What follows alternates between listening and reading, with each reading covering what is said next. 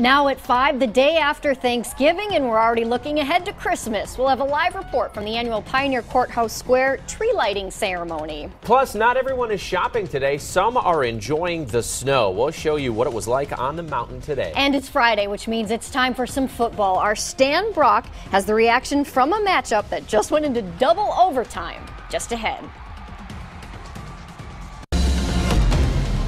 Live from the Coin Center in downtown Portland, this is KOIN 6 News. Watching out for you.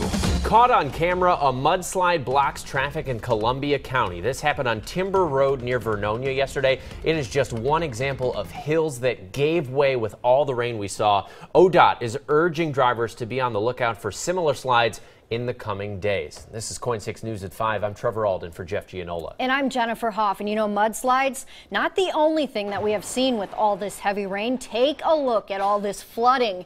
We know it's been a lot of rain in the last 24 hours, and it's brought the North Yamhill River to its banks. No homes are threatened right now, but that river did overflow into a park near the city of Carlton. It's amazing to see water come up fast, even if it's not in a real problem spot. It was down, it was probably down 15, 20 feet below this yesterday, and so it just started coming up, fast, but that's what I expected.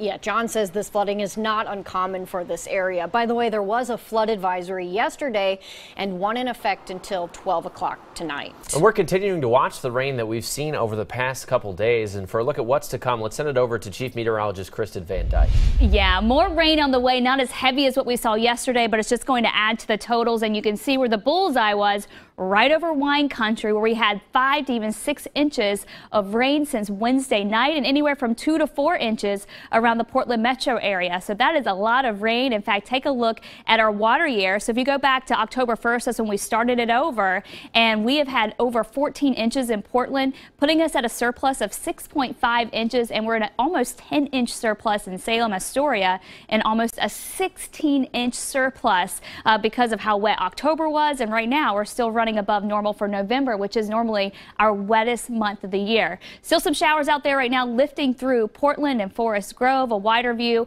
showing the next system getting ready to head on in to bring in more shower activity. I think we'll find some dry time tonight, but we're definitely going to be looking at wetter weather for the weekend. I'll time it out for you coming up. Okay, we'll see you then, Kristen. Thank you. And as she mentioned, we got a little bit of a break, but boy, the rains will be picking back up. Definitely. And our Jennifer Dowling is watching conditions out there. She joins us live right now. Jennifer, how's it looking? Well, it's still raining, as you can expect. It will never stop, I believe. It's raining out here. We're in Beaverton, just off of TV Highway. And as you can see behind me, there's plenty of standing water. Also, lots of flooding we were checking into today, especially on Southwest Fern Hill Road. This may seem like a country road, but a lot of people do use it to get to Highway 47 and on to Forest Grove. So it's a pretty big inconvenience. The water was receding, though, in many areas since yesterday. The Red Cross did have to step in and assist 2 adults and 2 children off of Shoals Ferry Road last night because of flooding. Those who live in that area say the river does rise rapidly this time of year. Yeah, the water table can come up real quick here, especially with that amount of rain. And we got this clay soil here, so it just percolates, stays on top. Won't penetrate. So last year it came up over all of this and was all the way up to here, and it only had a couple more feet to go before it was in the kids' bedroom. Neighbors say they feel that the flooding is normal for this time of year, but they still say you have to stay on your toes if you live near the river. And that was a Tualatin River that was really overflowing yesterday. It is, again, as we mentioned, receding a little bit today, giving folks a break. And as far as the flood warnings along that river and in other areas of the valley here, well, those have been allowed to expire. There are some watches, though. I just checked the National Weather Service page, and the watches are still in effect. But for now, residents can breathe a little easier. Back to you. Jennifer Dowling live for us tonight in Washington County. And remember, KOIN 6 is your home for everything that you need when it comes to your holiday travel, your forecast, and all the traffic out there. And you can check out the huge banner on top of our homepage for traffic conditions, radar, constantly updated forecasts, and plus you can get flight arrival and departure information. Thousands of people started their Black Friday, that is today, you know, with the annual My Macy's parade. And many wonder, with the downtown flagship store closing next year, is this going to be the last parade? Well, we sent our Tim Becker to find out. Macy's Thanksgiving Weekend Parade is nowhere near the size of Portland's annual Rose Parade, and still, every single person I spoke to out here today tells me they would hate to see it go. This is just something that goes with our holidays. It's been a family favorite for 29 years. Our children just light up when they're here. A holiday kickoff for kids young and old and everyone in between.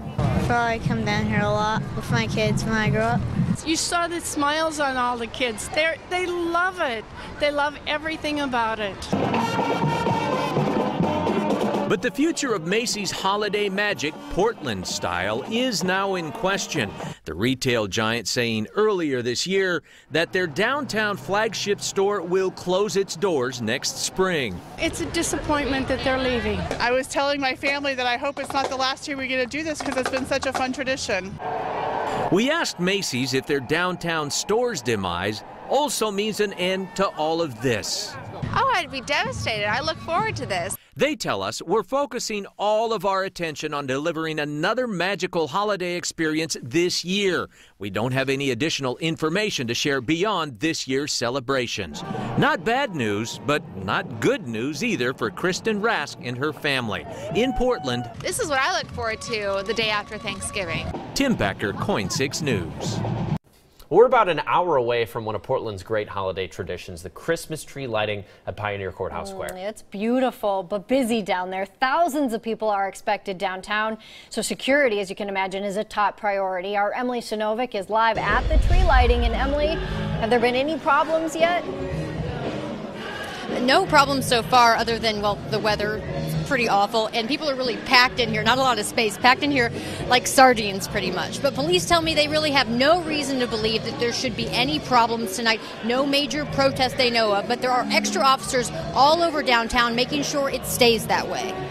We want people to feel safe coming into downtown Portland and understand that we're aware of these events being big public events, and we want folks to understand that police are out there to keep you safe.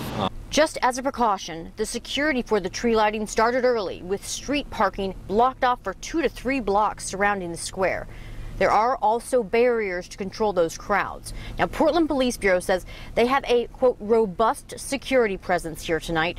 The goal being to let police worry about the security so you don't have to. Our agency looks very carefully at the national and global threats that may be out there, recognizing Portland's unique issues and geography, and that we have officers that will be out and about lots of places, and if something were to happen, whether it be a disruptive event in a mall or at the tree lighting, up to and including a major incident, that we have people ready to respond.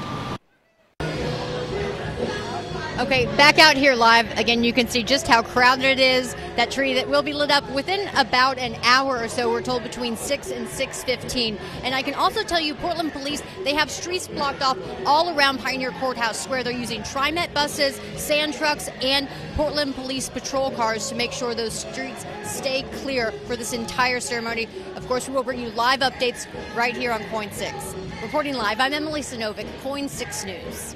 All right, Emily, looking forward to it, and you want to stick around because we're going to be sending out live again, and coming up at 5:30, we're going to watch that tree light up. Sometimes it can be tricky to get live shots. We'll try our best. But we will try our best.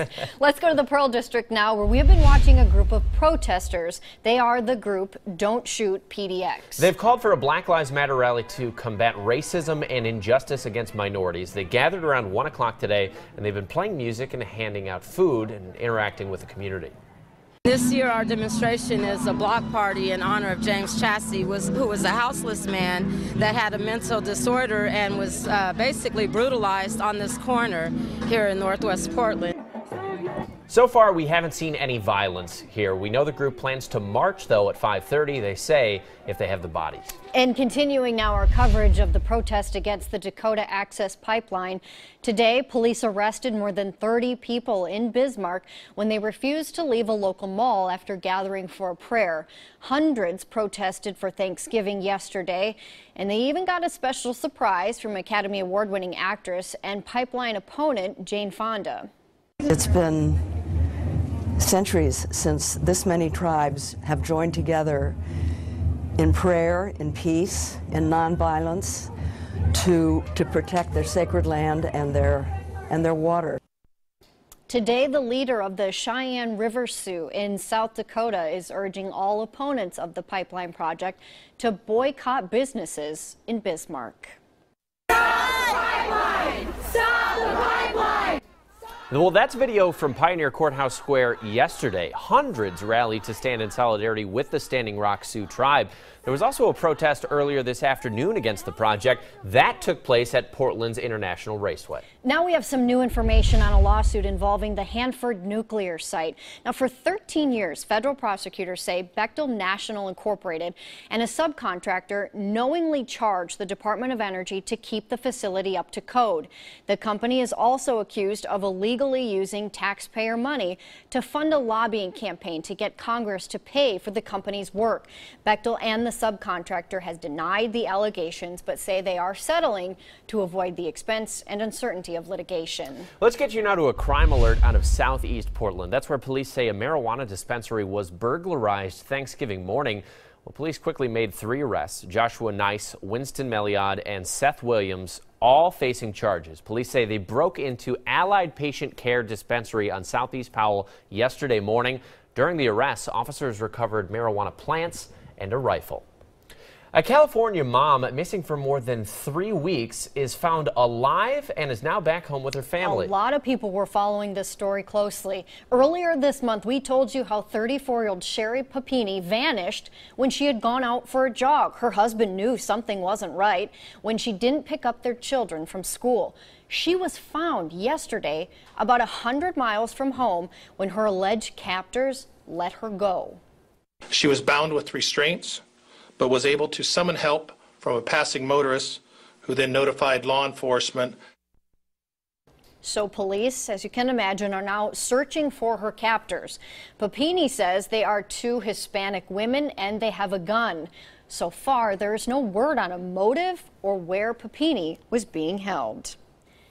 A huge day on the mountain. After some ski lifts are open, we're going to show you where and what could be in store for the rest of the long holiday weekend. Plus, as President-elect Donald Trump fills more leadership positions, there is a new effort for a recount. We'll let you know what's happening. And we're also going to take you inside a Northwest tradition as crowds line up before sunrise for the annual Fred Meyer sock sale. Claire? And here's a live look at our traffic this afternoon. We are starting to see some slowing again as you're heading on 26 into Portland. We have 2 events going on. There's a Blazers game tonight, also the protest around 13th and Everett, so keep that in mind. Stay out of that area if you can. Also slowing on the bridges, both Hawthorne and Morrison heading into downtown. We also have some slowing down south, I-5 southbound slowing towards the Woodburn outlets for this evening, but no major accidents for tonight.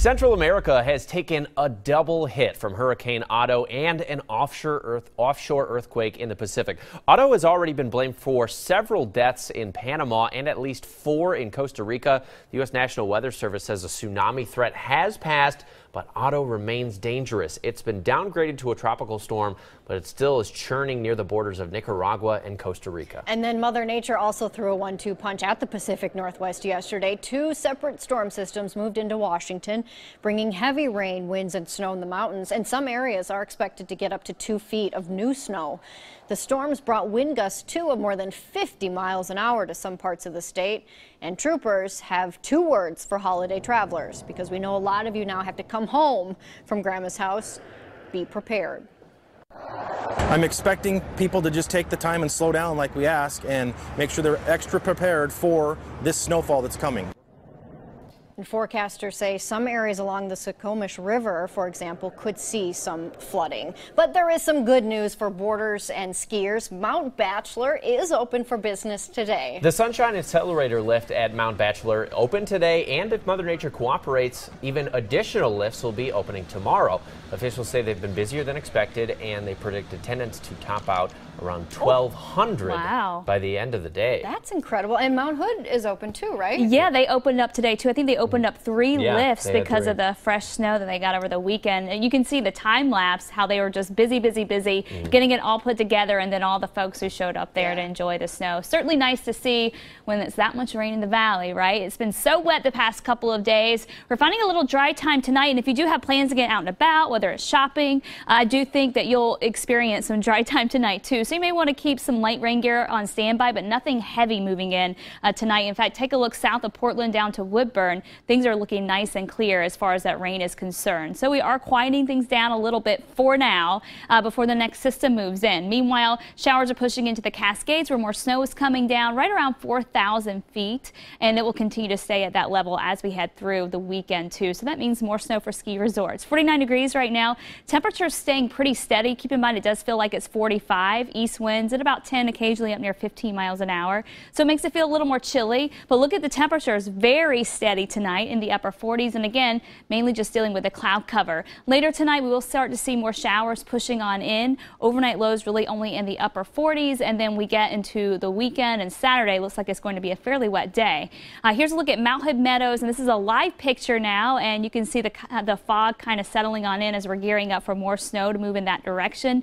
Your ski report, this is just over the last 24 hours, so it doesn't take into account what we saw on Wednesday, but Timberline 4 inches, Meadows 3 inches, Ski Bowl at 1 inch, and then Mount Bachelor nothing in the last 24 hours, but there's a lot more on the way. And of course, we've been seeing snow day after day this week, so they've gotten a good base going there. Saturday morning, 7 a.m., we'll have the heavy rain back towards the coast and the Coast Range.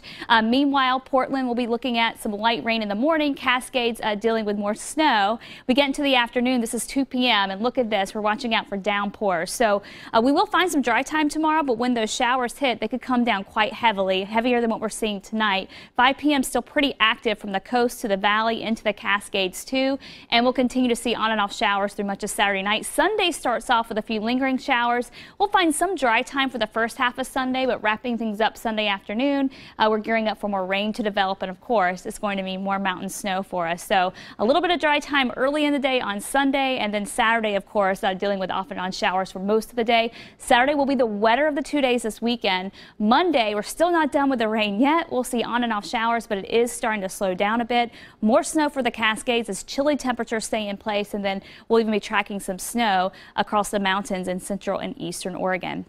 So your hour-by-hour forecast, if you're planning to go do the shopping this weekend, some holiday shopping, or going to get that Christmas tree, you will be dodging the rain a bit for the day. Temperatures in the upper 40s for most of the afternoon. And again, your best chance to find dry time will be early on. Your Saturday forecast, upper 40s, central and eastern Oregon, mid-40s there. And it's going to be a wet day at the coast. Sunday, looking wet at times too, highs staying in the upper 40s, cooling it down a little bit in central and eastern Oregon. Highs struggle to get out of the 30s there. Here's your 7-day forecast. Temperatures will be in the low 50s as we head through next Monday and Tuesday, and we do start to dry things out. Tuesday afternoon, a mainly dry day. Wednesday, we'll have a chance for showers, and then Thursday and Friday could even be dry. But what will come with that is a cool down. Take a look at those overnight lows Tuesday or Wednesday night, Thursday night, down into the upper 30s. So it's going to be chilly weather going into next week. It'll be feeling like the holidays for sure. Don't forget you can download the PDX weather app. A day like tomorrow, that radar will come quite in handy because there will be some dry time, you know, in between, and I always use that to plan when I'm going to head out and do my errands or go for the run or get the dog out, whatever. It's great for that. Yesterday, you didn't even need to look at the radar. It just rained all day long. It literally rained all day into the overnight hours. We're done with that, at least, but still some wetter stuff to get through. We'll take that. Yeah, we'll take it. Thanks, Kristen. And this Black Friday, you can help the economy while also helping the environment. We'll show you what Patagonia is up to this year. Plus, Pioneer Courthouse Square isn't the only place you can see some holiday lights. We'll tell you about another event that's also helping those in need. It's just ahead.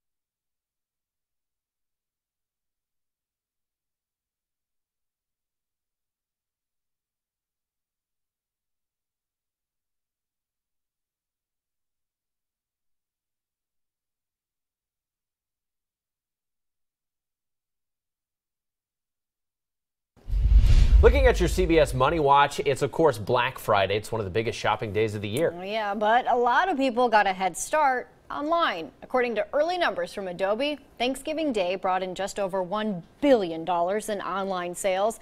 That's nearly 14% more than last year. Most purchases are still coming from desktop computers, but smartphone purchases are catching up. And retailers aren't the only ones cashing in on Black Friday. For the first time in its history, Amtrak is offering Track Friday sales on winter and spring trips. Customers can save up to 30% on select one-way coach tickets that are purchased now through Cyber Monday. That's not a bad idea. And if you're shopping for the perfect gift for that diehard Portland Timbers fan, or maybe for yourself, you're going to have to wait until tomorrow. These holiday-themed ugly sweaters That's all in the eye of the beholder, right? Go on sale Saturday at the Adidas Team Store, complete with a goal that lights up on the back. You can get your hands on one for $99. I've seen far uglier sweaters than that. You could do worse. Well, shoppers, today you can actually support the economy and the environment. Patagonia is giving 100% of the Black Friday sales from its retail stores and from Patagonia.com to grassroots environmental organizations. Patagonia recently launched an eco-friendly collection that's made from recycled material. But as everyone pushes and shoves through the hubbub, you got to remember to give thanks to the store employees who are working in the middle of this mess. They are working so hard. Target employees, for example, in Jersey City, who survived a grueling holiday shift, marked the occasion with what else but the mannequin challenge. An employee who shot the Instagram video says it put everybody in a good mood and actually made the day go by a whole lot faster. Whatever you got to do to get through. Just to get to the end of the day. Coming up next, some new questions swirling about a possible pick for Secretary of State. But are Mitt Romney and President-elect Donald Trump ready to bury the hatchet? What we're learning from insiders next.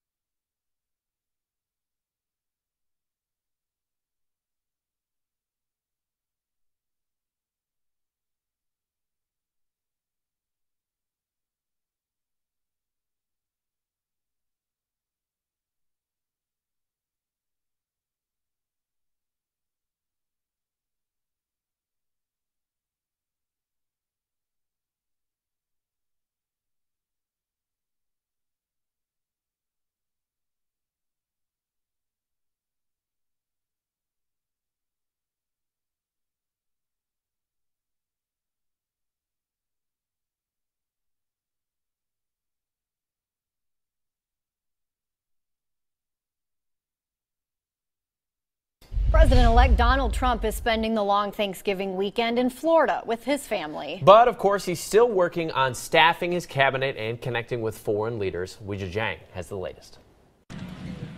From his Mar-a-Lago estate in Florida, President-elect Donald Trump filled 2 more spots in his new administration. Kathleen Troya McFarland will serve as Deputy National Security Advisor. She's currently a Fox News analyst. Donald McGahn, a partner at Jones Day in Washington, will be Mr. Trump's assistant and White House counsel. There is still no word on when the president-elect will reveal his choice for Secretary of State. The frontrunners include former New York City Mayor Rudy Giuliani, an early Trump supporter, and 2012 Republican presidential nominee Mitt Romney. He and Mr. Trump aggressively attacked each other during the campaign. The last election should have been won, except Romney choked like a dog. Mr. Trump is calling for unity following a bitter campaign for the White House. But another chapter of potential conflict is now unfolding. The Green Party says paperwork seeking a recount in Wisconsin is being filed after its candidate, Jill Stein, raised enough money through donations to fund the audit. The American public has come out strongly around this. saying it has to be done. Stein wants recounts in Pennsylvania and Michigan, too. We need to implement these safeguards so that we're not asking the question after the fact. The state she's questioning all helped Mr. Trump secure the presidency. He will be back in New York this weekend with plans to meet with potential hires on Monday. Weijia Zhang, CBS News, the White House. And in another note, Trump's connected with several foreign leaders just in recent days, including the prime ministers of Greece, Hungary, and Sweden, and the presidents of Panama and Slovenia. And we mentioned that President-elect Donald Trump celebrated Thanksgiving in Palm Beach, Florida. Yesterday, though, he tweeted that he was, quote, working hard even on Thanksgiving. He says he's trying to persuade Carrier, an air conditioning company, to keep 1,400 jobs in the U.S. instead of moving them to Mexico. The company confirms discussions with the incoming administration. Meanwhile, Hillary Clinton is giving thanks to her supporters in the recent presidential campaign. Yesterday, she tweeted a picture of a collection of homemade thank you signs, which were on the corner of her street. The message went on to say, "Thank you to all of you who did this." That's what she tweeted. Clinton has had a fairly low profile since her loss to Trump.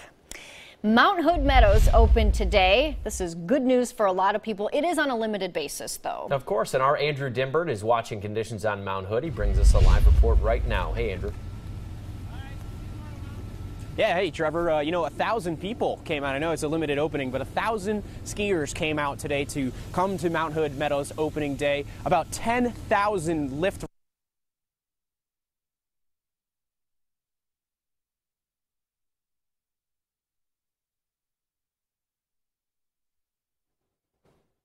Did we lose Andrew? Yeah, I think we did. Oh, that's too bad. Well, we know it's an exciting day for a lot of people there, and I really wanted to see more of Andrew's hat. I know. I was going to say, he is extremely quiet, but that hat's loud enough for his entire report. There you go.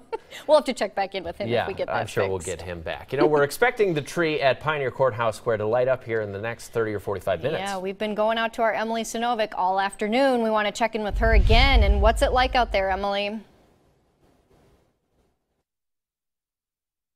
Really crowded out here. To my right, you can see just how big these crowds are. We're packed in here like sardines, really. We've seen a lot of police out here as well, making sure that everyone is safe tonight. A lot of extra patrols. They say they have a robust presence out here to make sure that everything goes as smoothly as possible. We saw some K9 units out here earlier. I can tell you the streets are blocked off surrounding Pioneer Courthouse Square using sand trucks, buses, cars. We are getting closer and closer to the moment that everyone has endured the rain and the crowds for. Thankfully, the rain has let up a little bit, so that is a good sign. We will, of course, keep you posted live out here at Pioneer Courthouse Square.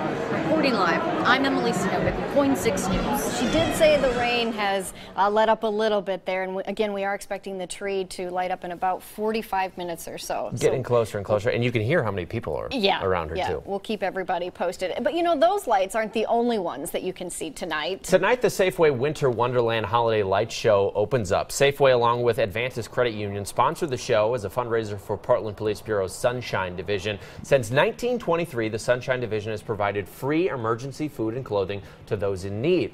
The light show opened at 5. It's at the Portland International Raceway, and it will be up through Christmas night. Still ahead tonight, if you're out shopping, a hot ticket item is socks. We'll have a look at Fred Meyer's sock madness next. Plus, Central Catholic and Tigard needed double overtime to settle this 6A semifinal playoff game. We have highlights and a live report from Providence Park coming up. And we're catching a break from some of the rain as the showers break up, but another system on the way to bring in more wet weather for the weekend. I'm timing it out next.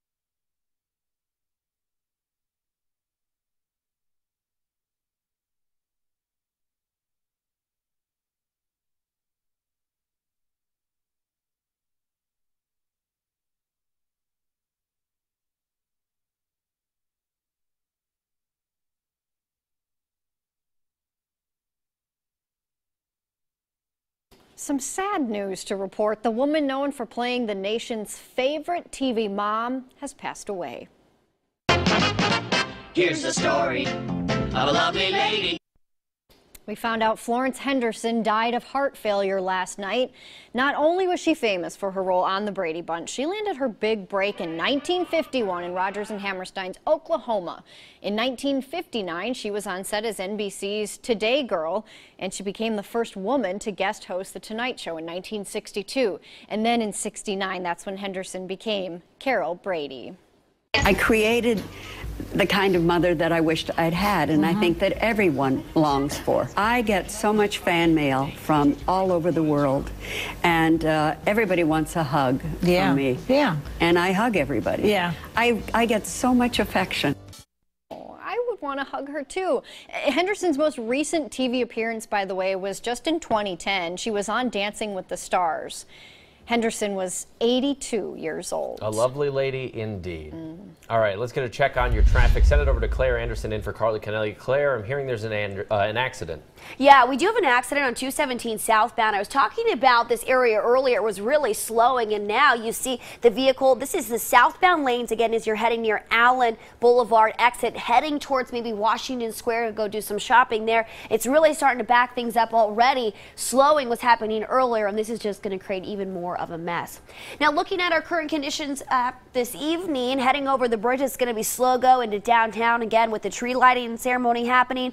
You're going to be taking maybe some buses or TriMet. Also expect some delays, so be patient, leave early, and everything else is looking good. Still a little bit of slowing down towards Woodburn Outlets. A lot of those people on 217 and 5 probably all going shopping, and we know bargain hunters are flooding stores coast to coast this Black Friday, and it is shaping up to be one of the best seasons yet for retailers. Shoppers crowded Kohl's in New Jersey. They were drawn in by doorbuster deals, and one shopper admits she tried to break the Black Friday habit, but she just couldn't pass up the deep discounts.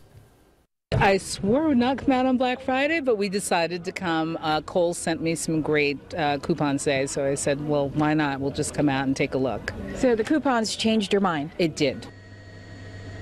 Why can't I quit you, Kohl's? Around 137 million people plan to do their shopping this weekend, according to the National Retail Federation. Online shopping is expected to surge as much as 10% this year. Online shopping was so intense that traffic briefly overwhelmed Macy's website. Wow, and you know it's all over. In Portland, too, shoppers are getting their hands on some great Black Friday deals. One of the most sought-after deals, socks from Fred Meyer. And Brent Weisberg was there when the doors opened this morning. The rush is on. It's fun. And at the Johnson Creek Fred Meyer store, we got a lot of socks on sale, half off. The company is estimating that in the first 8 hours of today's Black Friday sales, they're going to be selling more than 25,000 pairs of socks. Company-wide, officials are telling us that they're going to be selling more than 1 million pairs of socks today. It's a huge day for us, retail in general, but Fred Meyer for years has been a big day. As you can see, one of our busiest days of the year. I've got a plan, and this will be full within a half hour. Other big-ticket items include 4K TVs. I need that TV. It's $399.99. The Fred Meyer sale is a long-standing tradition in the Northwest. We have been here about since 1:30, and so far it's going so good. One that's being passed down to Lakota Bradshaw this year. I'm looking for a new tablet, socks, clothes, Christmas presents for my family. Reported in Southeast Portland, I'm Brent Weisberg for KOIN 6 News. So we know Black Friday is a really big deal, but we are already looking ahead to Cyber Monday. There's always the next holiday, and millions of Americans will head online looking for the best holiday gift deals on the web. Experts say that Monday can be the best day to find deals on things like high-end electronics and toys. They're estimating some $3 billion will be spent by online shoppers between 12:01 Monday morning and 11:59 Monday night. Gosh, that's incredible. Well, it is beginning to look a lot like Christmas at the White House. First Lady Michelle Obama kicked off her final decking of the halls today. The First Lady watched as this year's Christmas tree for the Blue Room was delivered. But you know, this tree wasn't quite tall enough or full enough due to some weather conditions in Wisconsin where they got the tree from. So an alternate 19-foot Douglas fir from Pennsylvania had to take its place, but it's not all bad news. The Wisconsin tree will still be on display elsewhere in the White House. Lord knows they have the room for it. Right? Washington and Washington State are playing for more than a year's worth of bragging rights. And the Apple Cup is here, and the winner will grab the Pac-12 North title. David's here now with more details. Hi, David. Hey, guys. Thank you so much. Yeah, Huskies are heading to the Pac-12 title game next week, and the defense helps UW get the win. Here we go to the first quarter to show you how it all went down. Myles Gaskin to the end zone from 2 yards out. Make that 10 touchdowns on the season for Mr. Gaskin. Later on now in that first quarter, Huskies quarterback Jake Browning to Dante Pettis, who hauls in the 18-yard score. Pettis 3 catches for 86 yards and 2 touchdowns, and Browning throws for 292 yards and 3 touchdowns. Second quarter now, the Cougs, Jamal Morrow, able to power his way to the end zone. Morrow 19 yards on 3 carries and 1 touchdown. Third quarter, Cougs quarterback Luke Falk hits Gabe Marks in the back of the end zone. Marks 112 yards of receiving, and Falk throws for 269 yards, 1 touchdown, and 3 interceptions. Fourth quarter, Huskies gonna keep it going, and what a day for Lavon Coleman, who finishes with 82 yards on 10 carries and 2 touchdowns. UW tops Wazoo 45-17, your final. And Tigard Central Catholic meeting up in their 6A semifinal at Providence Park this afternoon. Fourth quarter we go. The Rams' Amari Hell showing off the wheels. That's a 49-yard touchdown. 2-point conversion good for a 21-14 lead. Now this kid rushes for 192 yards and 2 touchdowns. But Tigard answering back. Joshua Allen will cruise in from a yard out. Extra point good, tied at 21 and heading to overtime. Allen 185 yards of rushing and 3 TDs are actually going to go to a double overtime, tied at 28, and Tigard's quarterback Ryan Worthley on the keeper and takes it on in for the lead, but the Rams not backing down. Michael Abraham going to work. Look at him go. Finds the end zone. We're tied at 34. So the extra point wins the ball game. Here we go. And there is the ball game. Central Catholic takes it 35-34 in double overtime. Our very own Stan Brock standing by live at Providence Park with more on that amazing finish. How's it going out there, Stan? Yeah, thanks, David. It was an amazing finish, but really a lot of it had to do in the beginning. In the beginning of the game, it was 7-0 at the half. But then Central Catholic kind of came out, got things going, got on the board. You could almost see the confidence starting to pick up. It was all looked like Central Catholic was going to walk away with it in regulation. But then Tigard, they got the ball with about 4 minutes and 30 seconds to go. They went 88 yards to score. That tied it up. Then they kicked off to Central Catholic. Central Catholic took it all the way back down, and they were well within field goal range. They were down about the 9-yard line with about 13 seconds left, but then they left. They ran out of time. They didn't get the timeout call, didn't get a playoff, so that's what took us to overtime. Interesting, though, I asked Coach after the game about that back and forth and the up and down and the emotions. This is what Coach had to say. Going back and forth, how were your emotions? What were you like? It was nuts. I mean, I think every drive was like pins and needles. So, but you know, we were really nervous in the first half for whatever reason. Couldn't get out of our own way. 7 penalties, all that stuff. Got them calmed down at halftime. Got our coaching staff calmed down at halftime. So, the results are what they are.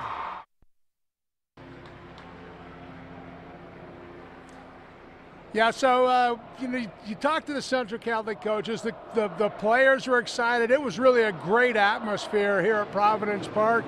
They did come away with a win. And behind me right now is the second game, and it's West Linn and who's playing? Clackamas. West Linn and Clackamas. They're playing right now. We're going to report on that game about 6 o'clock. So, David, I'll send it back to you. Or Stan Brock live for us today from all the playoff games going on over there at Providence Park. Nice job, Stan. Let's send it back to you guys over there at the desk for now. Okay, pretty exciting times. And yeah, I love Stan's hat, man. I do too. That's what I was just saying. Yeah, nice little hat there. And you know what? I don't think it's going to get too wet tonight because we're getting a break in some of the rain. You know, it's already been much lighter than what we saw yesterday, but we're also going to get some dry time tonight. It's been so tough to come by lately. In fact, take a look at how much rain we've gotten. This is since Wednesday night, and you can see where the bullseye was, and that was out over wine country, back towards the Coast Range and the coast, where we picked up anywhere from 5 to even 6 inches in spots. Of course, the Portland metro area from 2 to over 4 inches. I know McMinnville and Vancouver both broke records with over 2 inches of rain just yesterday. Take a look at where we are for the water year now. So we are way above normal. We had the second wettest October on record for Portland, and for many of us, the wettest October on record. So it was already wet there. That's when the water year starts. And here we are above normal again for November. And so we're at almost a 7-inch surplus in Portland, but you get to Salem over 9 inches, Eugene nearly 5 inches, in Astoria. This is where it's just been so wet, over 15, almost 16 inches above normal. 30 inches of rain so far in Astoria since October 1st. Not even 2 full months yet. That's about what we see in a year in Portland. So it has been so wet. Between Vancouver and Battleground, we've had a little bit of light rain there. Hillsborough seeing still a little bit of spotty light rain. But again, finding that dry time for now, cherish it, because we are going to be getting into some more wet weather. There's a system moving in here, another system behind it. And so this active pattern sticks around through the early part of next week. Temperature-wise, we're not going to see big changes here. We're at 50 degrees right now. East winds coming in at 6. The winds have backed off just a little bit. In Portland, temperatures in the upper 40s now, and temperatures will stay pretty similar. They'll stay fairly steady as we head through this evening. So upper 40s between 7 and 11. In fact, our overnight low right around 48 degrees. But lots of dry time to be found tonight. We'll see showers moving in late tonight, and then we'll kick off Saturday with some rain around with them, with those showers becoming heavier as we go through the day. Mount Hood Meadows, take a look at today. They opened up, and you can see the folks out there enjoying the fresh snow and even more snow coming down. There's a lot more of that coming in as we head into the weekend, as this weather pattern stays active, bringing us the rain and, of course, bringing the Cascades the snow. Here's a look at your rain and snow forecast. Tomorrow morning, heaviest action will be out along the coast, again in the Coast Range. Cascades will see some snow starting, especially south early in the day. By 2 o'clock, showers start to turn a little more heavy, and that's what we'll see in the Portland metro area. So downpours in the afternoon. If you want to avoid the rain or just deal with the lighter rain showers, you want to get out and about early in the morning. Cascades will continue to see snow becoming heavier at times through the day. And this is as we head towards Sunday, and you can see central and eastern Oregon out over the higher terrain. They're getting some snow, and then the Cascades continuing to see it. By the time we get to early Sunday, we're drier, but by the time we wrap things up Sunday, we're turning wet again as the next front starts to push on in to bring in more rain. But Sunday will be the drier of the 2 days this weekend, so if you want to get out and about, that might be the better day to do it. Monday starts off wet, and then we'll finally see some dry time as we go into Tuesday. Your Saturday hour-by-hour forecast temperatures staying really steady in the upper 40s. Slight rain chance in the morning, and then showers pick up through the day. Your Saturday forecast, upper 40s all up and down I-5. Central Oregon 46 tomorrow, only in the low 40s though by Sunday, so definitely a chill in the air there. Wet and windy at times for the coast on Sunday. Your 7-day forecast, Sunday in the upper 40s, Monday 51, still a few remaining showers. Mainly dry Tuesday, and then Wednesday we'll see one more system move in before we'll try to get some dry time going Thursday and Friday. But check out those overnight lows down into the 30s going into next week. It's going to feel like the holidays, that's for sure, but at least check that 7-day out. 3 days to find some dry time. In the next 7, that's like looking good compared to where we've been so far this season. Yeah. 3 days. Yeah, I like to see a little bit of sunshine if that's all we get. Yeah, you can tell La Nina's here. Yeah, right. And just ahead tonight, our athlete of the week, by the way, is a standout performer on the basketball court and in the classroom. You'll get to meet him when we come back.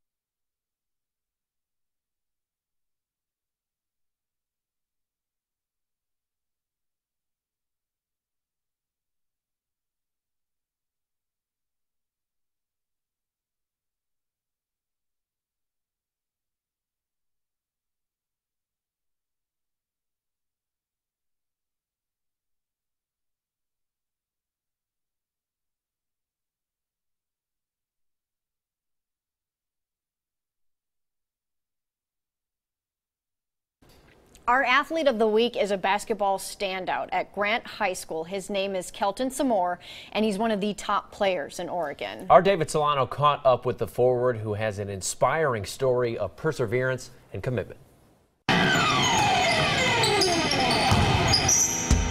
Kelton Samore still thinks about a very scary moment during a basketball game a couple of months ago. I was just getting ready for the season. I came down wrong. Originally thought I broke my foot, but that's what the doctors thought, but thankfully it was just a ligament issue. I'm recovering really well, and I'm almost back to 100%, so I'll be completely ready for the season. My dad and my trainer as well both helped me recover through physical therapy and just reminding me to stay positive. So I've been working with Kelton since he was in 7th grade. Kelton's a different kid because he's always kind of known what he wanted. And Samore definitely wants to play college basketball one day. He's already getting a lot of attention from Division I schools. Stanford, Oregon, Oregon State, Washington State, and a couple others. I talk to my coach, like Utah as well, I believe. It's great to to talk to them and all that, but there's a long way to go, and my dad reminds me of that every day. His dad, Brian, is the athletic director at Grant High School. Because when I first got here, people were saying just that the only reason I'm in this position is because of him. And now, I think over the last 2 years, with the work that I put in, it's kind of proved people wrong. If our guards are getting pressed, I can bring up the ball and help out the team. But I love playing, multiple positions, get a feel for the game in different aspects. I think this year and next year we can compete for that state title. Reporting in Portland, David Solano, KOIN 6 Sports. That kid's got great wingspan. He's got a future. Coming up at 6, shopping small this weekend. Local business owners get ready for a big day of sales. We'll tell you why they say avoiding the big box stores could be the way to go this holiday season.